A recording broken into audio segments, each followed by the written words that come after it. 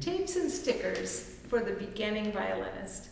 There are a lot of different theories on using tapes and stickers for beginners, but this is what I've come to over the years. The first and most important thing to put on the violin at the first lesson is the high dot. And this is a sticker or a star, a round circle, anything that looks beautiful, that's placed right under the octave harmonic and right in the middle between the A and the D strings. This gives them a visual for the halfway point of the string, and many years later will help them with their harmonics and understanding of the acoustics of their instrument. But for the very beginning lesson, every time we start with the violin in play position, the hand is going to be placed over the high dot, and you can call it something else, but the placement under the octave harmonic is what's critical. And then when they're playing anything with open strings, any exercises with open strings, place the hand over the high dot for a number of reasons. One is that this is how we want the hand to look when we're actually playing there. So for instance, if you were going to put your hand like this, that has no relationship to how you really want to play the violin and may encourage the wrist to be in when you come back to first position. And it also would encourage the elbow to be too far back when you're playing in the upper positions. Whereas putting a hand over the high dot puts the elbow and the hand exactly where you want to be playing when you're in fifth position and above. It also is very helpful to place the hand over the high dot for framing the left hand when you go back to first position, when they first start to put their fingers down, because the hand comes back from a higher place and is less likely to cave in.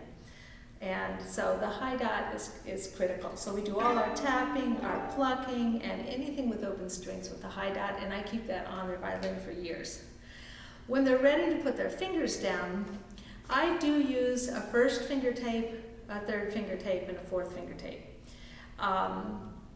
The way I talk about it with beginners and with their parents is that this tape tells you sort of where your finger goes. That your first finger goes somewhere around here, your third finger goes somewhere around here, and your fourth finger is a whole step away and goes somewhere around there. But your ear tells you exactly where it goes. So the tapes can slide, we can be tuning to different pianos.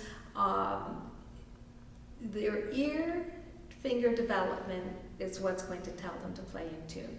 The tapes are just a visual guide, and I find it helpful for them to have a visualization that when they play their first finger across the string, they have a sense that that's a line across which they go. That helps with the geography of the fingerboard.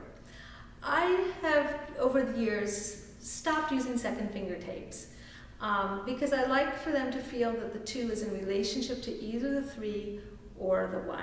Sometimes with a high 2 tape or a low 2 tape, there's still black fingerboard in between, and they have imaginations that there are other notes in between there or other steps in between there. I think it can be confusing. So in general, I do not put a tape on for the first or for the second finger, high 2 or low 2. Now, of course, every once in a while you may feel the need to do that with a student and do whatever you have to do. But most importantly, you have to be training the ear-finger connection so that they can adjust. And the day they can come back and tell you, I think my tape's in the wrong place, they probably don't need it anymore. I usually take the first finger tape off at some point, and then at some point I take the 3 off and just leave the 2 for when we're doing third position work so that they're orienting third position towards the 2.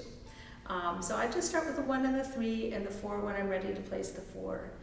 And make sure we're training the ears and using that as a guide, but knowing that it's not ever going to be perfect.